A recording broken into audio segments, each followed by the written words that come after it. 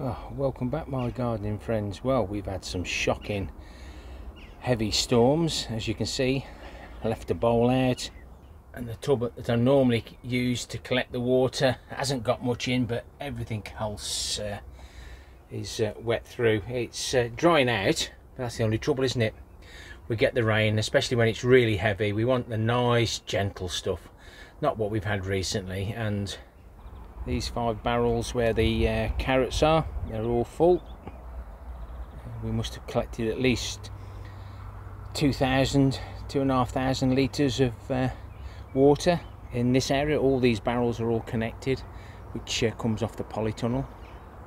That's the roof space that we've just seen where the carrots are.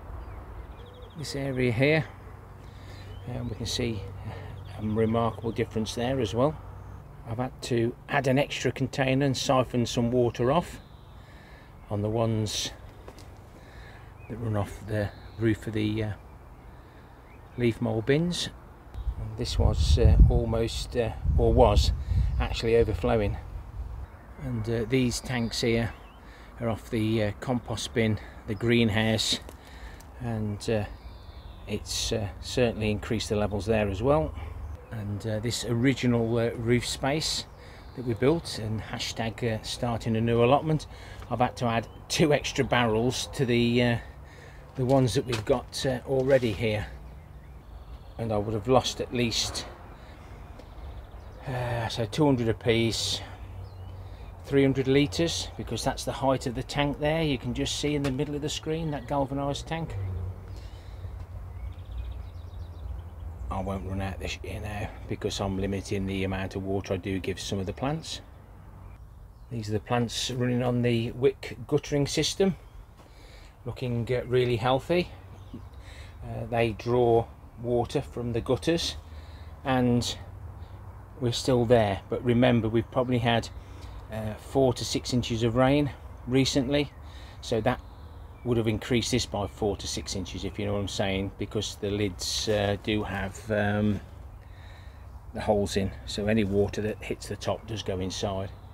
It reduces the light as well. And I think I got these covers on just in time, because as you know, vegetables will take on a lot of water. These are the giant Swedes, and it starts from over there, finishes over there. That one isn't too bad. There was a little wee split in that one, but it's solid, so hopefully that will survive. But what we don't want to do is let them take on too much water too quickly, else they just can't grow, they just split. Heavy rain, warm sunshine. I think we'll end up with a bumper crop, excuse me. And as we know, it doesn't take our fruit and vegetables long to grow really quickly when they get the right conditions. So we'll need to do some harvesting, and these are a nice size now.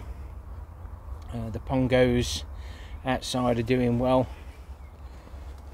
Nicks, let's see what the label says. The label's covered up. That's the Hendrick snow peas. This structure isn't quite tall enough, but no doubt they'll be all right.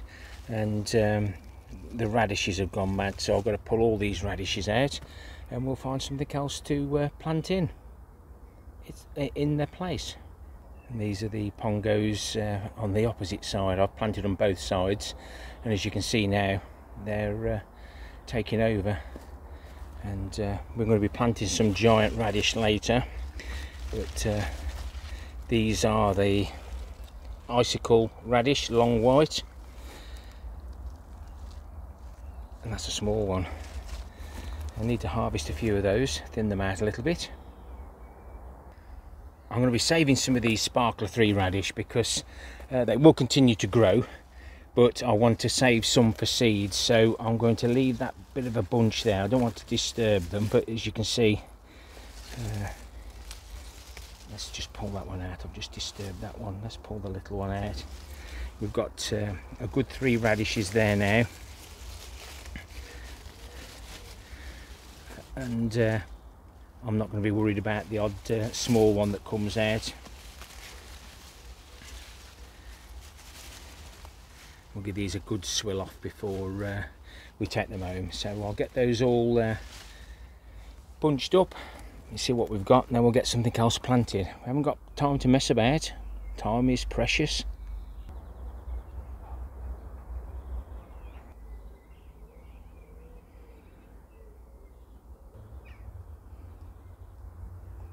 Yum, yum, yum.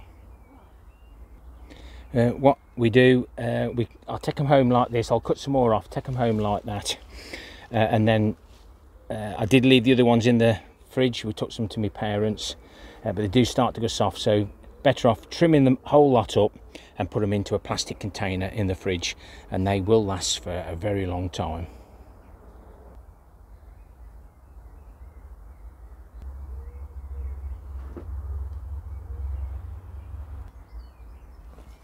Just going to give it a quick tickle. I'm not going to put anything extra in here. These have all had super soil. The links for that are in the description below.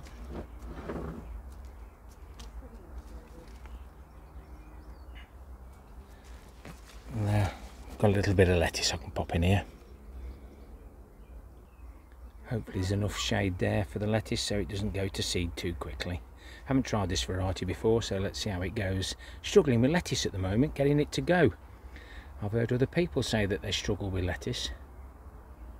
These are the silver skin onions, and I left a few in, took a few out, and that bit of extra rain, well, I think you can see it's done them the world of good. So we'll just pull a few more of these out. The ones that have been curling over, I don't know what they're doing, they just seem to be splitting, but there's more than enough here for me. The others can go for compost.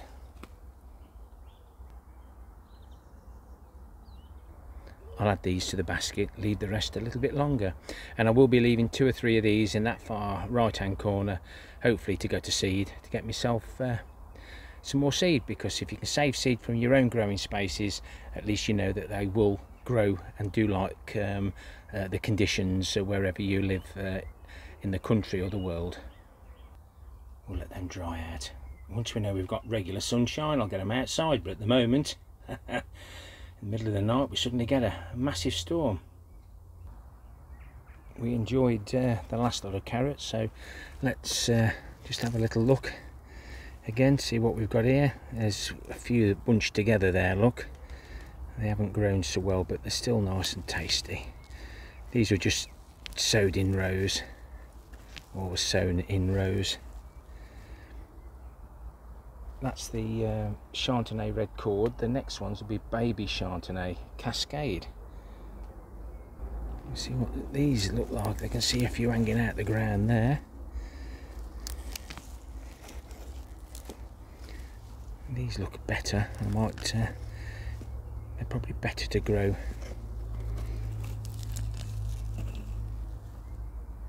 Still thinking that we haven't had enough wicking going on here, so the wicks are inside the tank. There's 2 wicks or 3 wicks per tank, depending on no, it's only 2, because the barrels there's 1 wick, so I'm going to have to increase it. I might have to empty them out, but if you don't try, you never know. But once this is empty and dried out a bit more, I can dig down and see if there's any moisture down there. But look at those tap roots that have gone right down, searching for that water anyway. Let's get these cleaned up. Well, the baby Chantenay on the right there, where the sunshine, but the ones on the left are a bit paler. So I think I'm going to start growing the baby Chantenay, whatever it was called, in the future, and get some more seed. Before we do another potato reveal, I've got some spare cucumbers. They can just dangle over the sides. 2 more Gold Rush have been planted there. This pallet collar bed has got the Maliga F1 in. I'm harvesting the onions soon. I've got a little mini mini bell tomato. I've planted it in there so if they hang over, I can at least I can harvest from each side. We've interplanted some French breakfast there, some cherry bell there. Didn't get many seeds in that packet that I had sent me. Watermelon Charleston Grey, and we've got an Emia, whatever. Got two varieties in the same. Both varieties are the same in each container. And that drop of rain. I say drop of rain. That's the yellow one, and this is the green one. I prefer the yellows, but you never know. Always grow more different varieties of the same thing, just in case one doesn't do as well as they did the year previously. The walking onions are doing quite well now, and don't forget the secret raffle. You need to go back on. I need 4 codes from you, and if anybody wants some walking onions that are here in the UK, or some Oprea, they can be part. That's what you can ask for if you are successful in the flutter draw later on in July. Now, we spoke about using mint leaves, sticks, branches, whatever you want to call them, and I can't say whether it worked there or not because they rotted off. The beans were still there, but we did have issues with the blackbirds pulling out the pongos. Well, they didn't touch them because I got the mint branches, stems on top of them, so maybe that'll stop the blackbirds digging up looking for creatures, not necessarily the beans, but actually the worms and creatures that where we water on these dry periods of drought. And the beetroot did bounce back. They soon lifted their heads up with the sunshine. Look at the difference. Look at the sweet corn, brassicas, they're going mad. What we just see there, slugs crawled up the side and got in, but not much damage. We'll have to keep an eye on it. Oh, it's a little bit worse down there, so I'll have to have a little look. Definitely slug damage. What I'm going to do is put a few grains of slug pellets in the bottom of those street lamps. The birds can't get to them, so I don't mind using them there.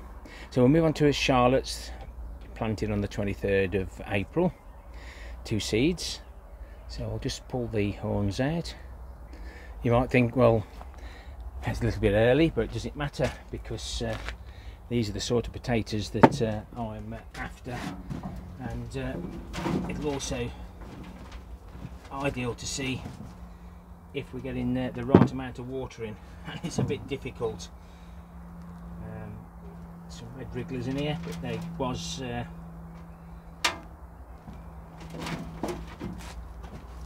some hay, grass clippings. Let's hope there's some in here now. I've got another potato to plant in this. Yeah, these are absolutely saturated. The seed potatoes still good, but these are the ones we're after. This is my homemade compost, so the potatoes do a good job of helping that on. It helps itself on, really. The coconut shell in there. There's the other potato. Keep them, they might start chitting again. Doesn't look like I've left these long enough, so I'm going to need another container. We'll leave the Charlottes where they are. Start appearing one there.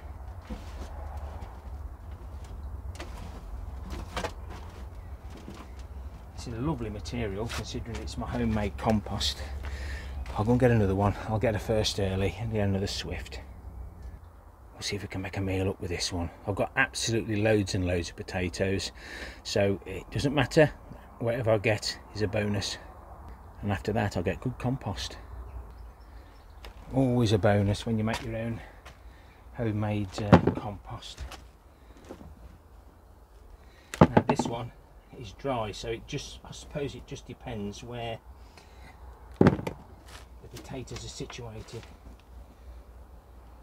At least now we know that the Charlottes haven't grown much, but these are probably dried out because we've got potatoes in here.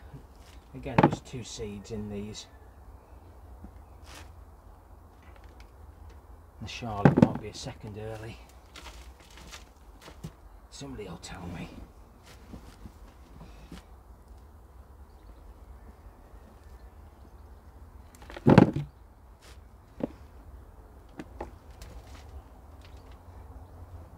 And if you're really careful, you can replant them. I've done it with rockets, but I wouldn't perhaps do it with anything else. And I'll be revealing the rockets that we replanted to see if we can get a bonus crop.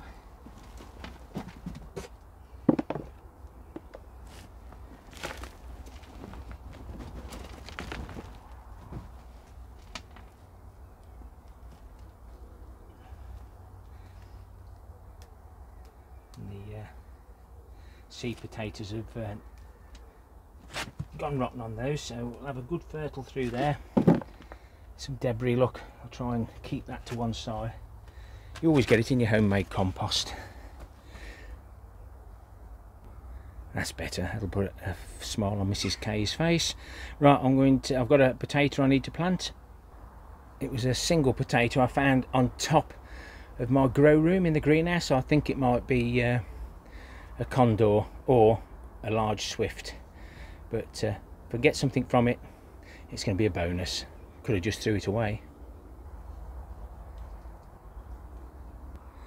Just out of shot there, but I just had the grass clippings that we took off the other potatoes. Seems to have insulated them really well, or help retain the moisture, encourage the worms. But no, happy with that. I've added no actual extra nutrients. I might add some manure runoff, but none of these potatoes had any extra bits, because what's the point in spending too much money to get a few potatoes back? And that's a good return for 2 seed. I think the whole pack of Swift seed was only £3 to start off with. And the rest of that material will go into my homemade compost bin. I've got to put my giant radish out. I've got some there from Peter Glazebrook. There's 3 there from Peter Glazebrook. Some of these are special seed. Moulay, Minnow, was commercial seed, and then giant radish. It's a world record variety. So I think I can fit 1 in this container, 2 in this Vegega raised bed. Links are in the description below. I've taken the 2 flaky carrots, giant carrots out here that didn't make it. I think I can get 1 or 2 in here, and I think I might get 1 in here. I'll take the ring off. That carrot's still growing well, and my big reds are doing well also. Everything in the polytunnel seems to be doing okay. One of the giant beetroots have been pulled out. It was just too warm in here for it. And the giant carrot, Karobi, that's a Swede.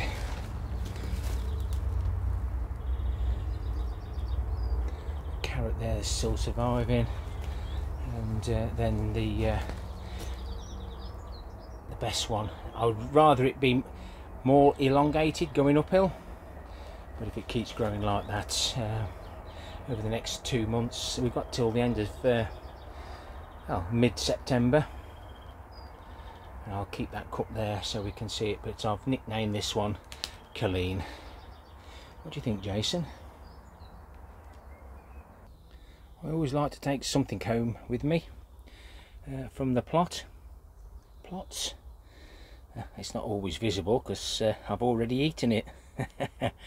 But keep growing, keep saving that water, keep thinking of different ways of growing vegetables, and you should get some nice little harvests. Happy gardening to you all. Till next time, my friends. Ta-ra for now.